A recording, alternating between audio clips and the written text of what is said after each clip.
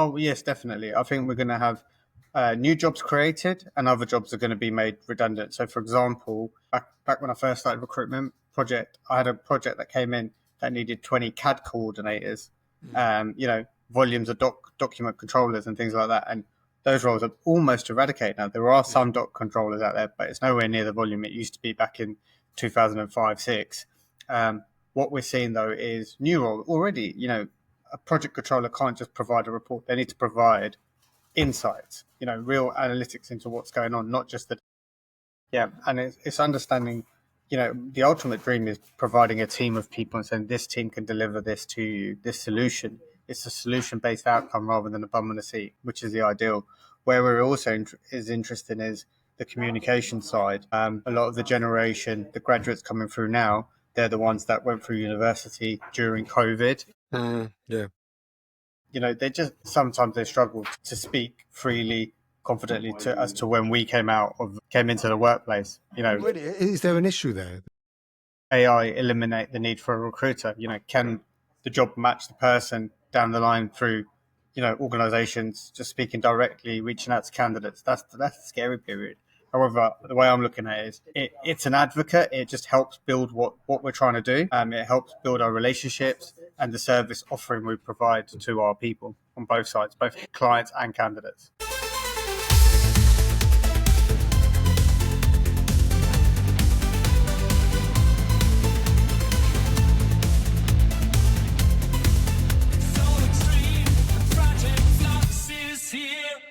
Hi everyone, welcome back to another episode of the Project Flux podcast. Today, Yoshi and I are lucky enough to be joined by Chirag Shah, the founder of Pace Global. Chirag, thank you so much for coming on the show, mate. Cheers, thanks for having me on. It's a pleasure.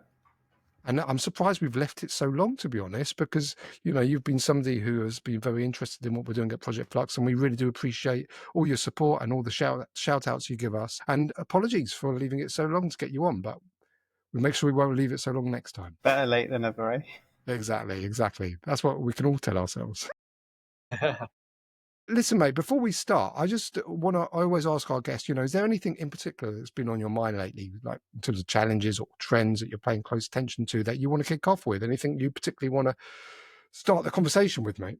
I think, obviously, massive foundation of Project Flux is AI and where we're at today, where it's going, present, and, what people should be looking at, over the next period. It's really, really, I think we're in an amazing, this transcending moment. It's like effectively from when the internet became big, and it's really exciting time and a bit of a scary time as well for people. So yeah, that's probably the main thing that I'm researching, looking into, and delving into. Obviously, so what are you delving into because there's so much out there, isn't there? And we obviously have to do it to keep up to date with the stories and what have you. But I'm really interested to see how you're keeping yourself informed. So my day-to-day world is recruitment, and that's what pays the bills. But equally, in terms of personal life, personal well-being, I'm very much into my fitness. So this year is the year that I'm ever tracking my calories and macros and all of that. And rather than trying to worry about it, I put it to GPT. 1,600 calories today. I need to have 130 grams of protein. Give me a meal plan. I'm pescatarian. So no meat. Would break it down for me, and it just gives me more meals. And then it was like, do you want me to create a shopping list for you? Yeah, why not? Go on. So it's awesome, isn't it? I'm the same, actually. I'm using it for exactly the same, and it's amazing. Has it told you off yet? No, I haven't had that yet. I haven't got there yet. Yeah, I've been told off. Is it because you've been asking it for dodgy jokes? Well, no, I think it just sees that I'm not keeping up to my own goals and my own aspirations. So I need to get better. I get the old wrist slapped every now and again. And then from a professional point of view, where I find it really handy at the moment with candidates is, so I pride myself on strong communication with candidates and clients, but also ensuring they're well prepared for interviews. So it really helps with supporting them with their preparation material for interviews. And I think that's what it's just given a bit of a USP to what I provide as a service as well. Interesting you talk about that, because I was speaking to somebody just this week about who's looking for a job, and he said that the problem with AI is that it's actually leveled the playing field so much that it's really, really hard to stand out from a crowd because everyone's using it. So what would you say to those people who are using AI to build up their CVs or resumes? I actually think it's quite a low percentage still using it compared to the general populace, but it's how you're using it and in what vicinity in particular. What I would say is, like, for example, a lot of people would have paid for certain things and previously, career coaches and different types of things. And whilst there's still that place in market for people like that, a lot of it you can create with your own, using your own prompts and things like that. So, Chirag, you mentioned, we're in this transcending moment, and part of it is scary, part of it exciting. Is the part that scares you around job displacement? Because if it is, that really impacts your whole thing directly, right? You're trying to find jobs for people and driving their careers. Yeah, exactly. So, for example, will AI eliminate the need for a recruiter? Can the job match the person down the line through, organizations just speaking directly, reaching out to candidates? That's the scary period. However, the way I'm looking at it is it's an advocate. It just helps build what we're trying to do. It helps build our relationships and the service offering we provide to our people on both sides, both clients and candidates. So you've built yourself like this reputation as the UK's go-to expert in project controls, right? And there's a lot of misunderstanding. So what do you think people misunderstand most about this field? Because it's still quite emerging, isn't it? So it'd be interesting to hear your views on that. Yeah, so I think previously, many years ago, people thought, it was all about the technical abilities across planning and cost. Can you run a schedule? Can you use P6? It's far more evolved now. It's, planning, project controls, cost, risk. It's effectively strong project managers. The communication side is so important, especially with the hybrid working. You're not always going to be with your team. You're working across Teams meetings in different hubs, and it's how you present the details. It's providing insights. Project controls has a higher value now because we've seen literally all projects, major projects, are overrun. They're over budget. Project controls was valued more highly, then hopefully you'd get these projects in on time and to budget. I think what we're seeing now is, again, it's taken a while still for AI and the insights to come through, but we're going to see a far more strategic function within project controls. So just so on that then, do you feel though as though the role itself will change? When we look at things like, automated reporting, automated forecasting, you're currently 2 years ago you were recruiting for a certain position, now you're recruiting for a slightly different position. Now, in a couple more years' time, or even a year's time, will that position be significantly different from when you first started out? Oh, yes, definitely. I think we're going to have new jobs created and other jobs are going to be made redundant. So, for example, back when I first started recruitment I had a project that came in that needed 20 CAD coordinators, volumes of document controllers and things like that. And those roles are almost eradicated now. There are some doc controllers out there, but it's nowhere near the volume it used to be back in 2005-6. What we're seeing, though, is new roles already. When we were coming out of COVID and recruitment came back on, we had a need for Power BI reporting analysts, and these people now are taking on a higher function, but they need to provide more than just the ability to use Power BI. Every project controls team needs risk and value people now. The ability to run QSRA is so important, and before COVID it wasn't. So it's all about new jobs being created or current roles just manifesting slightly. A project controller can't just provide a report. They need to provide insights, real analytics into what's going on, not just the data. So when you get people calling you up looking at jobs, and let's take maybe someone in their more advancing years who's been doing this job their whole career, how do you communicate that to them in a positive way, that this is something not to fear? Especially over the next period, I think the next 12 months, can you utilize AI to bring more efficiency to your role? Can you get your task done in a shorter period?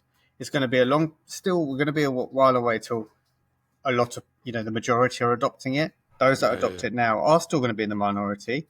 They may talk more about it. So there's the loud minority talking about AI, but many people don't use it in their day-to-day work to bring those efficiencies on their tasks. James, you mentioned something interesting the other day, and it was That'd be a rarity. and it kind of followed on from the conversation that we've had with previous guests, right? And it's people might not be adopting AI technologies because they don't know when to use AI. So the thing that you said, James, and that's now kind of giving me the term is AI first, right? Or AI by default.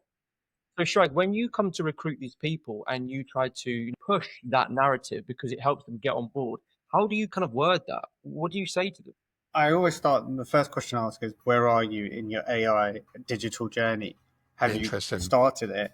And understanding where that person is. And if they're like, oh, I've not even touched it, I haven't looked at it, then it's like, okay, this is the first step you need to take.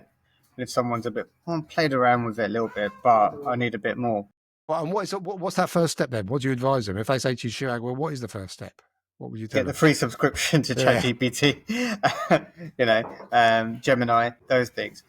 Listen to your podcast and look at other just general podcasts within, for AI, and do some research more than anything else. And then, the first simple prompts. How can I improve my role? This is what I am. I am a P6 planner working on HS2. How can AI and digital, help my role evolve? How can I bring more value to the client? Yeah. Yeah, so start simple, just get the stuff that's out there, have a play around with it. I'm surprised by how few people, particularly the sort of the naysayers, have even tried it. And we were at a session last week actually, where I just assumed everyone had used ChatGPT because it's free, right? And that there was still a sizable number of people who hadn't. So it's that's the barrier, isn't it, that we're up against? Exactly, and I think every day is a new learning experience. Like, I didn't know about on ChatGPT, exploring GPT, so you get them specific for what you need it for. Yeah, And yeah. I just found out last week. And I think Yeah. people that are at the early stage of their journey, try and find someone that's a little bit further down. Get that mentoring advice. Get someone that's ahead of the field. You see a lot of people on LinkedIn promoting it. Just reach out to them for a bit of help. Everyone's always happy to help. They'll always spend a bit, half an hour virtual coffee with that person and get those early insights. Yeah, exactly. There's so many people out there who are happy to help, because you find that when people have their light bulb moment and they're turned on to it, all they want to do is talk about it, like us, right? Yeah, So, exactly but let's that. look at a traditional project controller. We've talked about how to get started, but where do you see project controls, say, in 5 years' time? Do you still think there's a role for it, or do you think it's going to largely vanish and be replaced by something else? 100%, it's going to evolve. 5 years is where we're at today with the tech side is a scary. Like, it's going to be interesting what happens in 5 years. So I think the role will evolve. It will still be there. Will we need 10, 20 planners on a project? Depending on the size, I think that will reduce the numbers, and it's how the other roles that evolve around it. Those that are present, that are involved, really getting to the nitty gritty of projects, will still be around and relevant.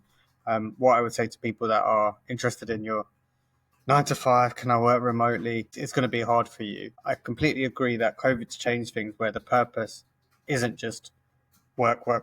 There is that work-life balance, but you need to have that hybrid nature about you. If you just want that fully remote, you're going to get us left behind. So yeah, you said that there'll be less project controllers, right, potentially on a project.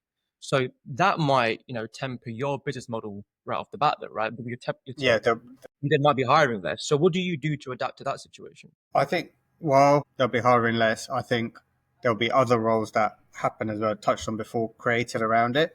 Team volumes may get smaller, but I equally feel that there'll be less of the relevant people for projects, so demand will be high.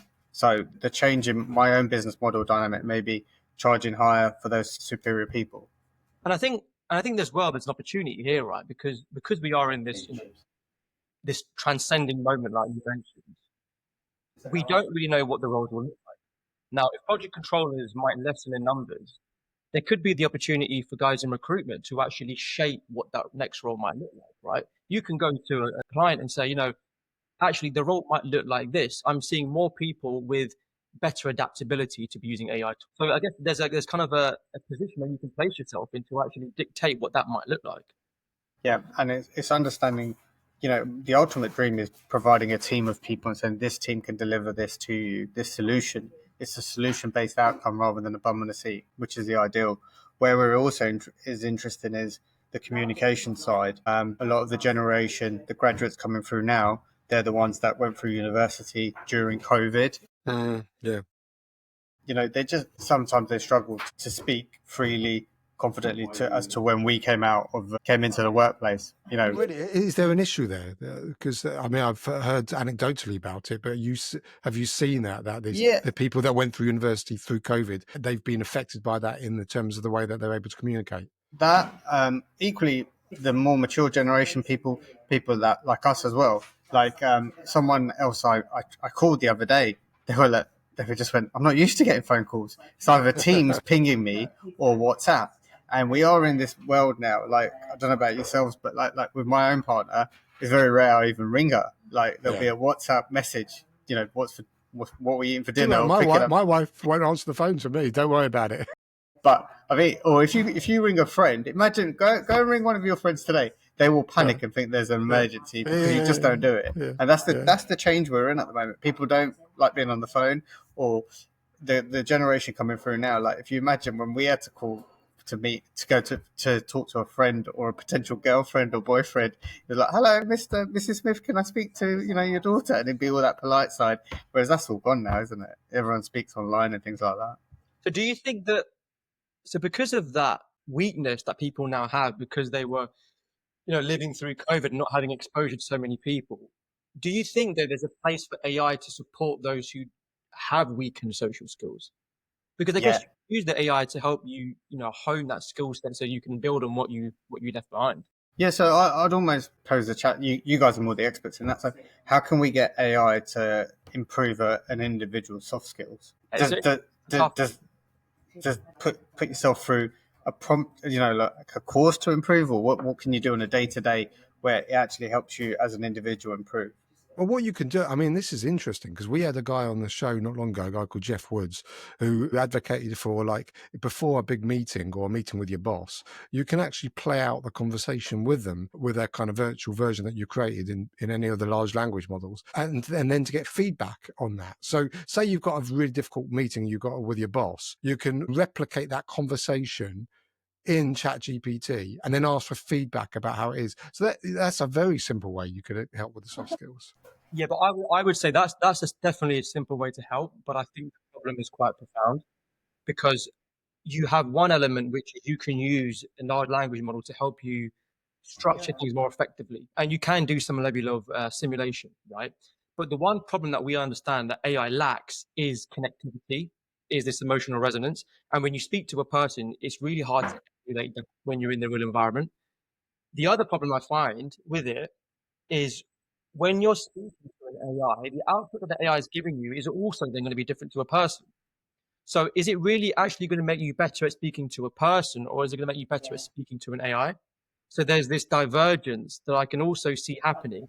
And that's why I think the whole movement with the reasoning models, the idea was to make them more human-like. So even when you see their chain of thought, for instance, they think like a human. They'll say, oh, that's a wrong thought. Oh, I should go back on this. They don't need to say that, but it helps you understand it because it's a lot more human. Well, that's what I mean. So the technology is getting better, so you can have those conversations. You can do what Chirag says, test your soft skills out. Like even before an interview, Chirag, how using AI, really simple tip. If you've got an interview with somebody, you can find out all the information about that particular company. Say someone's come for an interview with Pace Global. They could find your LinkedIn profile. They could find out all the website about Pace Global. Yeah. They could put that all into GPT, say, I want you to replicate Chirag and I want to do an interview with you. And then they could test out how it was going to go and see if it was good or bad. It's like a scout. You're going to be prepared by using it. There's different outcomes and some unpredictable due to the human element, but it's about being prepared for different scenarios. But do you feel when you interview people then who do use AI, do you feel their recall's better?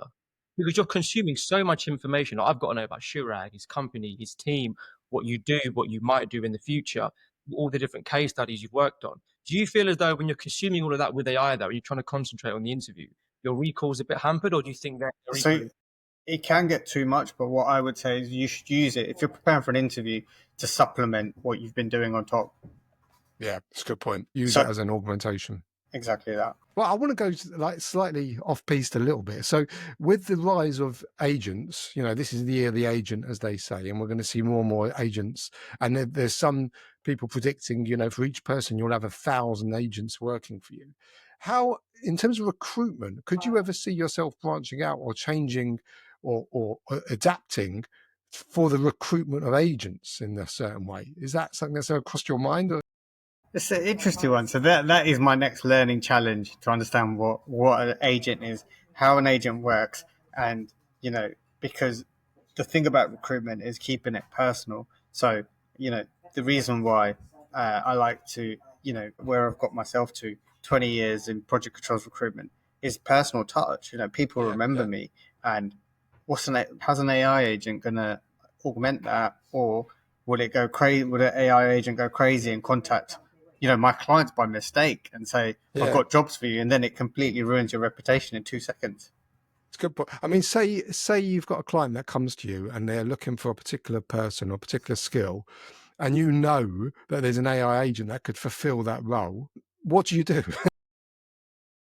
I mean, I know in terms of commission and everything, you've got to go. Yeah. But these are, I think, real issues that we've got to consider, not just with you, but So I guess the difference is I have long-term relationships with my clients in particular, so we'll always try and help deliver best outcome.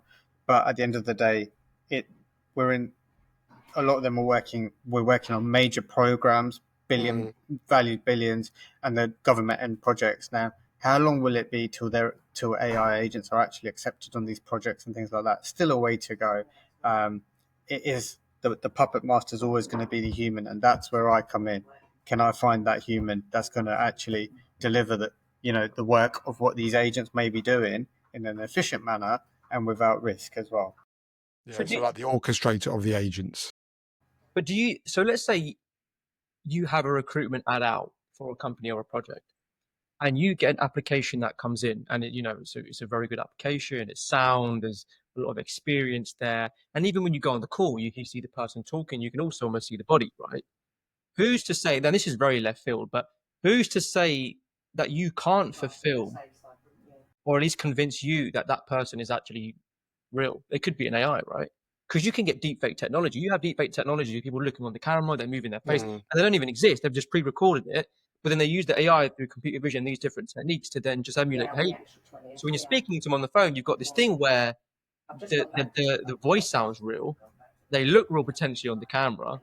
I guess this is where your personal touch kind of comes in, Chirag, right? You probe in the phone calls and these different things where they're not answering the phone call. Yeah, so we'll have to use a GPT to ask what's the questions to find out whether they're an agent or not. But that's why it's really important that all clients and projects have that hybrid nature about them. And, people come into the office 2 or 3 times a week. It's imperative for relationships, but also working out whether it's fake or real. You can't bring in a person to for the human element. What do you look out for when you say? Because you put a big emphasis on personal touch. So a lot of the things I ask is the motivations. Why are you looking to leave, and delving deeper into that. An AI agent's never going to be able to challenge a candidate when they've accepted an offer. So actually, I'm not accepting. I've been counter offered. I'm staying where I am. How's an AI agent going to talk through all of that? It's the recruit. We're experienced. We've seen all these different scenarios, and we'll talk through it. So it's very much finding more rather than the technical side of what makes this person good. It's their personal reasons for what they want to do. What's their why, and the why behind that why. Finding out what their end goal and purpose is. Because whilst most people, the majority of the reason they're going to leave their roles and move is money, there's other things they need as well. It's not just going to be based on money. So I'll take note of that and just try to instill some purpose to my AI model and see if it will answer the question. There you go. You've got some insight. Do you actually use AI yourself, within Pace? Is there any use cases you could provide where it's changed any of your workflows? I think what we see is, I'm still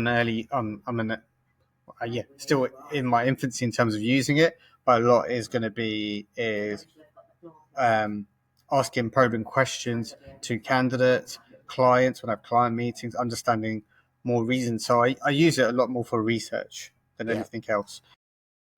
I haven't got the bots or agents or anything like that. It is all human, but it's very much supporting what I'm doing in terms of that research, building that network.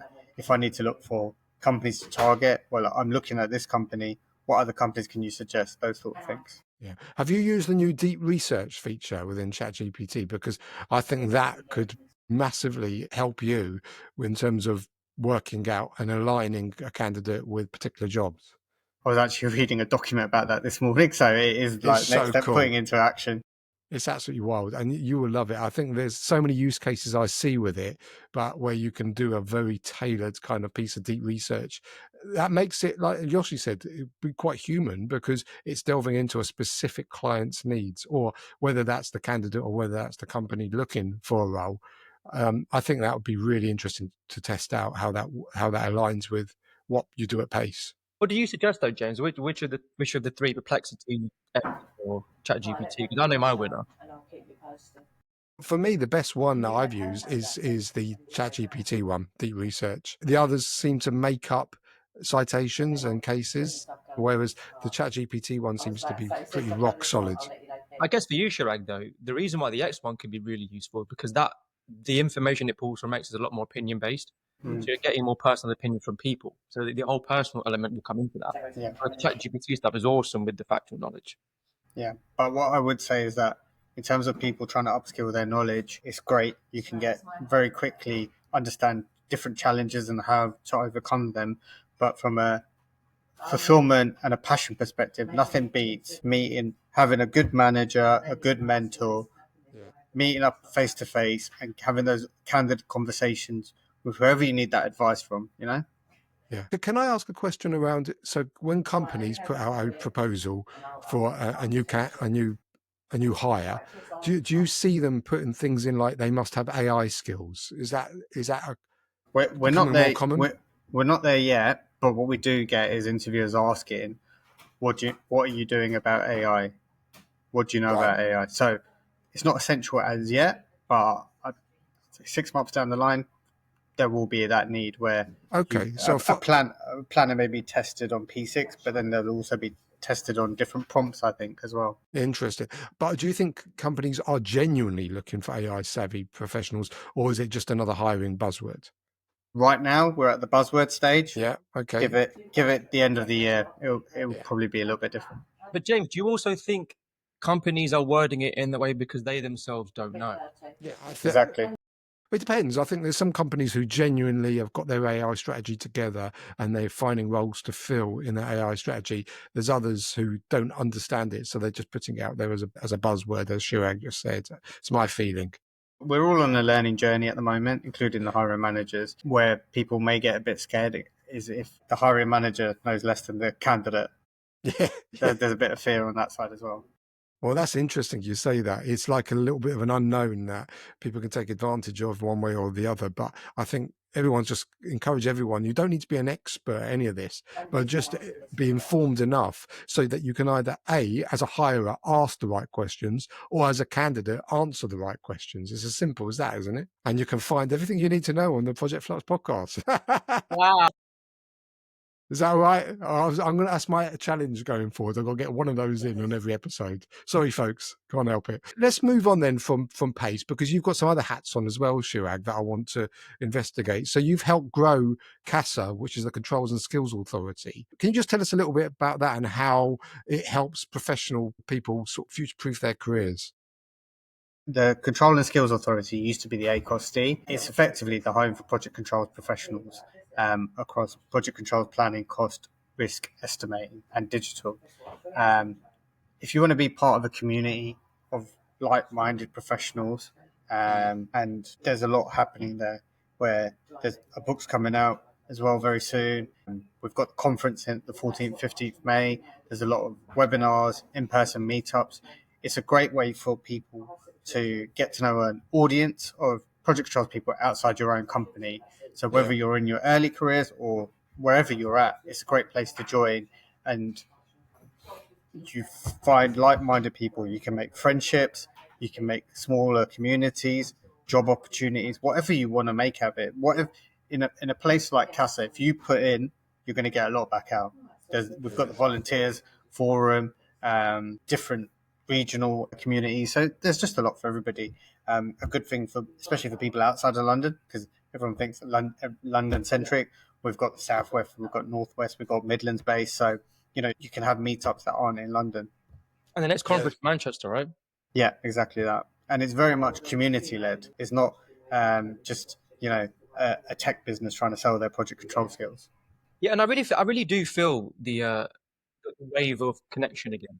Like since COVID, people were slowly feeling their way back into the offices, back into these networking events. And now when you go back to the group events, with Dale, yourself, and some of the others, Chirag, you can really feel the community thriving again. And I guess, and you're a big part of that. So it's a testament to what you do in recruitment, but also as part of all these hacks. I genuinely love the Project Connect group events we do.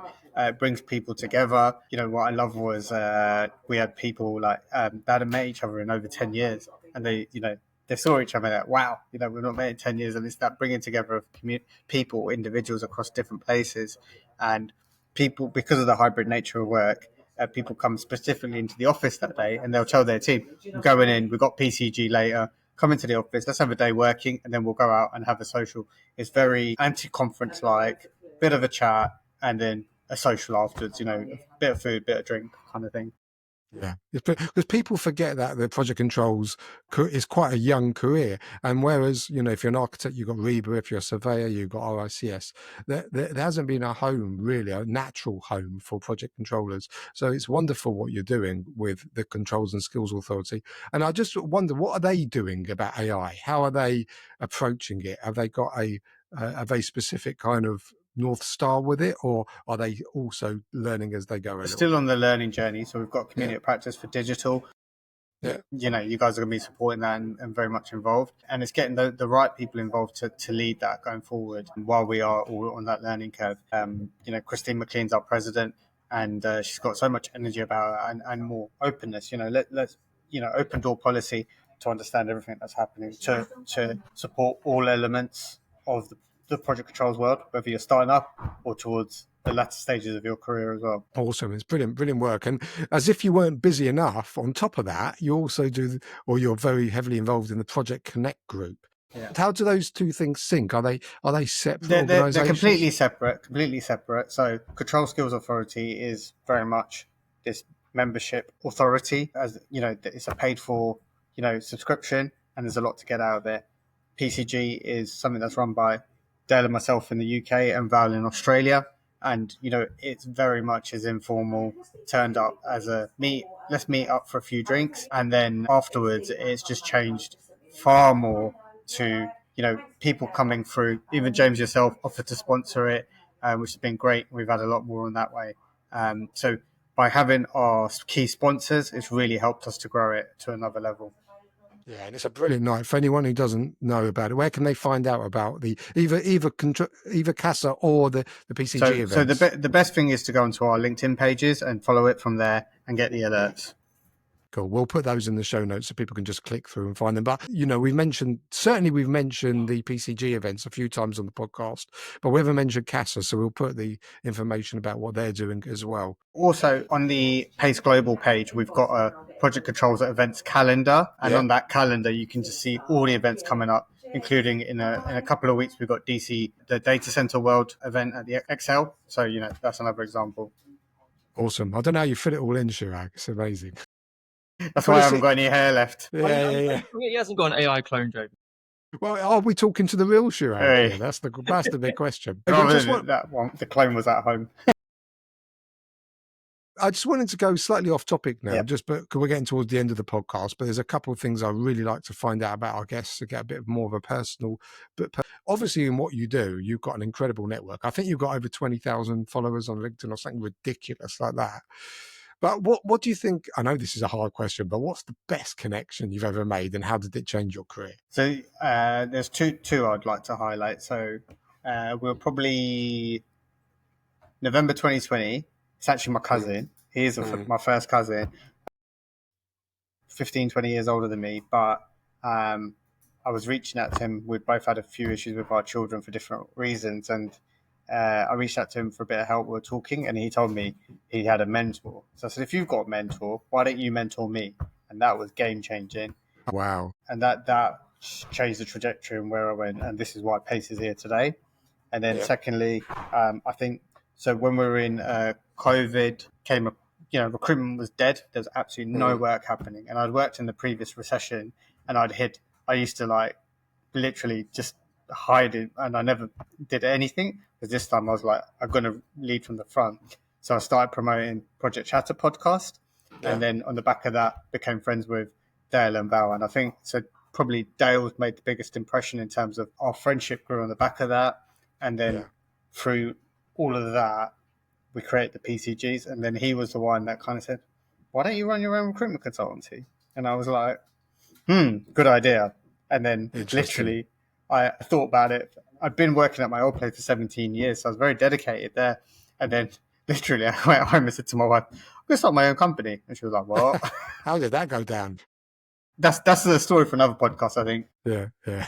Interesting. But the value of a mentor, though, is extremely important, and that they can come from anywhere. You know, you've mentioned two there, one of which is a family member, and the other which is somebody that you followed on a podcast. And we know Dale well. He's been, for anyone who hasn't heard Dale, go back to one of the previous episodes. I can't remember the number off the top of my head, but it's on there not long ago. And he's an incredible guy, and he's incredibly endearing to a lot of people in the industry, and he freely offers advice as well, which I like.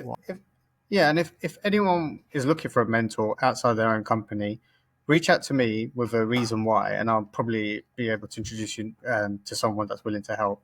We had at the last PCG, Lisa Silanders, a global leader for project controls with Actors Realis, and she mentioned it. I said, she's like, and I went, "For what?" Because I'm not sure, I don't know. And then the next morning, I must have thought about it. I said, I introduced somebody. I said, "You probably just talk to this person, have an open coffee, and see what happens." And so it's great. Yeah, amazing. The value of a mentor in whatever you're doing is so important. And I think people think that, a mentor is only for CEOs, or it's not. It's for anyone. It doesn't matter where you are in your career. Everyone can do with a mentor. And in this AI age that we're in, there are people who really know their stuff. You know, there's myself and Yoshi. There's people like Dale, but there's people like Alan Mosca from N-Plan. You've got Greg Lawson from Notes and Link. All these people who they give their time up freely to help and answer questions. So I think just reach out if you're sitting there worried or you're not sure how to do something. There are people there who can help for sure. So take the first step, and you'll be on a lovely journey, exciting as well.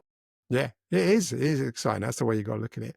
Okay, here's another question for you then. So what about I'm a big fan of just ingesting anything I can in terms of books, podcasts, YouTube videos, and a lot of it has had a profound impact on me. Is there something that's done the same to you, Chirag, like a book or a podcast or something that's really shaped your thinking about work and success? Yeah, I'd say the two books that really helped shape that was James Clear, Atomic Habits, so the daily habits that you put in, which I'm sure many people have heard about. And then after that, the game changer, the real game changer for me was Robin Sharma, the 5 a.m. Club. So I used to be a typical person that would stay up late. That's a brilliant book. Stay up late and, watch Netflix, whatever. And when I read that, I was like, let me try this. Again, it was in COVID. Not much is going on, so let's give it a go. So I used to wake up at 5 a.m., do a bit of fitness, then do some learning, training, and then work and deep flow work where you can't be disturbed because the rest of the world's sleeping. But then you end up sleeping by 9:30, and that didn't really work great. But it's all just having the small tweaks, and it ended up being 9:15, 9:20. And so I wake up at 5:15 now every day, go to sleep by 10:30, and I love that early part because you're just not disturbed. There's no one else on social media, WhatsApp, emails disturbing you. You just get to get in that flow, and that's been the biggest change for me. It's same with me. I mean, it's a game changer because the different that kind of solitude in the morning is so powerful. I kind of think that every hour spent in the morning before 9 o'clock is probably worth 3 hours during the day, where you're trying to juggle lots of tasks and lots of difference. And you can be alone with your AI, can't you? It is learning for sure. And if you're coming into the office in London, the trains are quiet as well, so it's great. Yeah, exactly. But do you find, you said you had to sort of adjust it slightly to make sure you got the relevant number of hours sleeping, because the one thing about that early riser mentality is unless you're superhuman, you need to go to bed early as well to make it work. Otherwise, you just end up knackered all the time. 'Cause I remember the first time I tried to do it, get up at 5, but I was still going to bed at 10, 11 o'clock. It just didn't work. Yeah, so I do about 10:30, so it's about 10:30 I go to sleep, but I have a nice wind down beforehand, so I'm not on the email. From 9:30 I won't be on emails, you won't get a response from me, things like that. And I'm very disciplined, really laser structure and focus on that side. Yeah, it's really, really important. Do you actually go screenless? Because I think the advice is you should literally cut off all your screens at least an hour before bed, right? It's not screenless. There is a bit of Netflix in the background, maybe Yeah. 10 minutes of reading. But yeah, no, Yeah. I don't struggle to know anyone that can do an hour beforehand. I know it's tough, isn't it? So I always don't, with that rule, I'm not sure if it applies to Kindle, because I do a lot of my reading on a Kindle. It Depends has on a the light. backlight. It Yeah, has got a backlight, but I don't think that It's the one blue light. counts. I think it's the blue light, It's right? the yeah. blue light. I That's don't right. think I think Kindles negate the blue light. Yeah. Interesting. So you've got quite a lot of life hacks from Chirag, as well as some AI advice. Brilliant. Chirag, we're approaching the end, and we really appreciate your time. Is there anything you want to raise or talk about just to close out this session?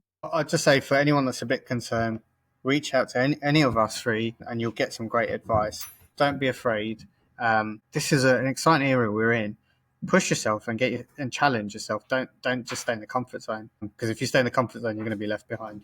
It's awesome advice, because you've got to take this as an opportunity. We've got a window of time where you can use this technology and upskill yourself to make a real difference. Because after a while, it will just become, everyone will be at the same level. It's like now, somebody uses the internet is you can't differentiate from anyone else, because we all do.